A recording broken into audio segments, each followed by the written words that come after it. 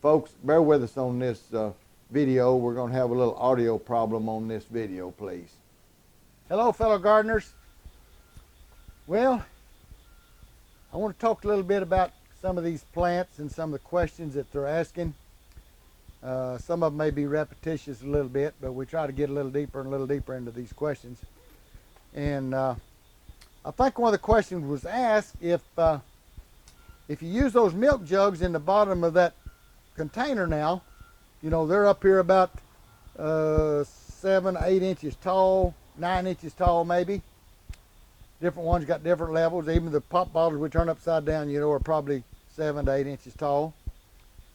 And they're worried about not having too much soil up above that. Well, what we're trying to do, you know, we put a hole at 5 inches up. And yes, we could have raised that hole a little bit after started using those jugs from that 6-inch pipe. We come on up here 8 or 9 inches with a jug. We could have raised it up 7 or 8 inches, but I don't want you to, because you can get too much water too close to the plant and it can't do what it wants to do on wicking. But if you'll put that hole at 5 inches, put those jugs all in there, fill the extra holes with the water, the pop bottles or the water bottles. Make sure you put holes at the top and the bottom of the holes of the bottles so the water can transfer back and forth as the air moves. As the water level goes down, the air can come in.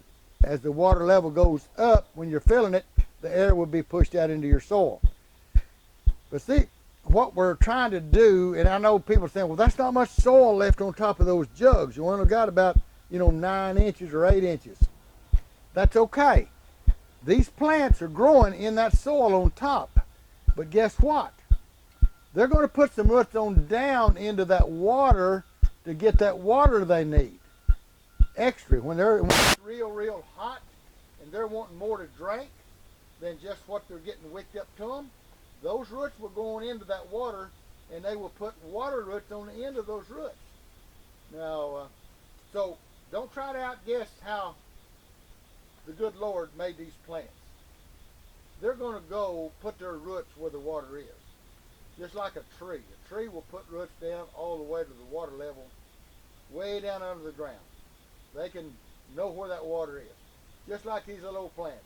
They know that water's underneath them, and they can go down there and get it. And that's what they'll do. So don't think you've got to have soil all the way to the bottom, except just a little bit there now, the 20% or less that wicks the water up to the plants. Okay? Because it'll go get its excess when it needs more. These are some more of those banana peppers I was talking about here in another video. And these are those little jalapenos that, not the mucho nachos, this is the little regular one, but look how pretty those are, the red and the green. They make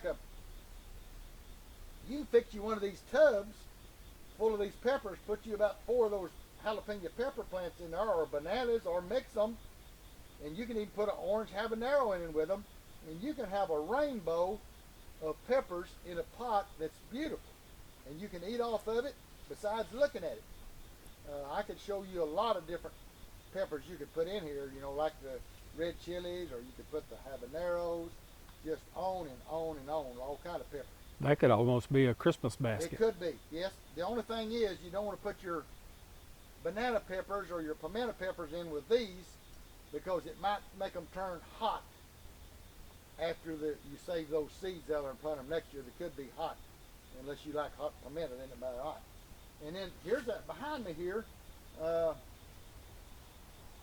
This is what they call a sponge gourd. Now, you can eat this fruit when it first comes on, and it's about this size, and it's real green and tender. You can eat it. But I've let these stay on. Here's 2 of them on here. There's one here, and there's another up there that's already matured. And I can break these open now and get the seed out of them.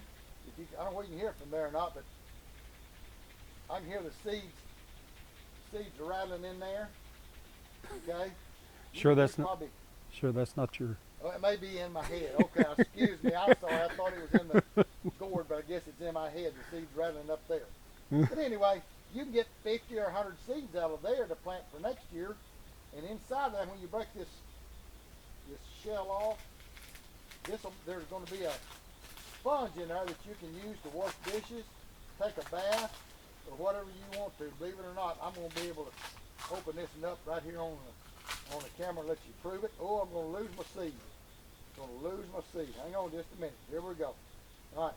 This thing is full of seed. I can get some of them out of there. Look at here.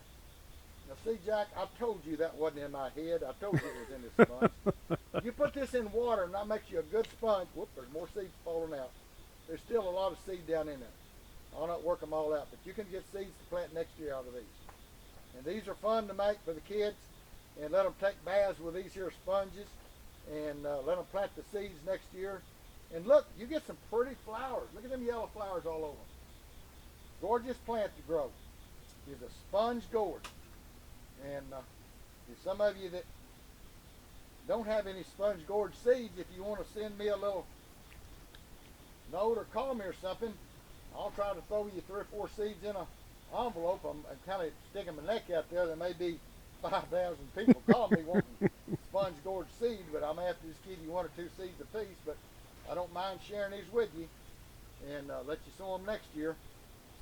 And did you have another One other question before we leave. Go back to the jugs in the bottom of the container. Yes. Is it necessary, or can you add gravel? Okay, let me tell you. That was back in the old tubs where everybody punched holes in the bottom. They put gravel in there to kind of keep their soil from washing out their holes, and also to kind of give a little aeration down there in the bottom so the roots could get some air down there in the bottom of that pot. But now then, since we fill it up 5 inches of water, there's no need of putting gravel in there. You're wasting your money on it, you're wasting your time on it, and besides that, it makes your pot extra heavy to have a lot of gravel in the bottom of it. So I don't recommend putting any gravel in there. I don't see any need for gravel anywhere in this wicking tub.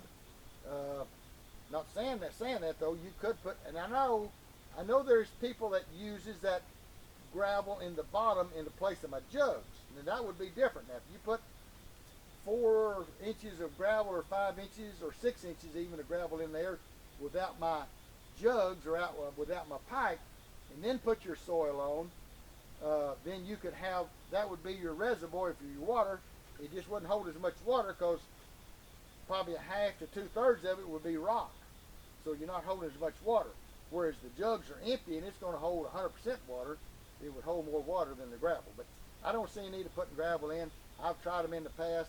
They're so heavy you can't move them with a 5 or 6 inches of gravel in there. So I wouldn't recommend it. I'm not saying you can't use it. You know, these are just suggestions I do. This is not something that's you've got to do.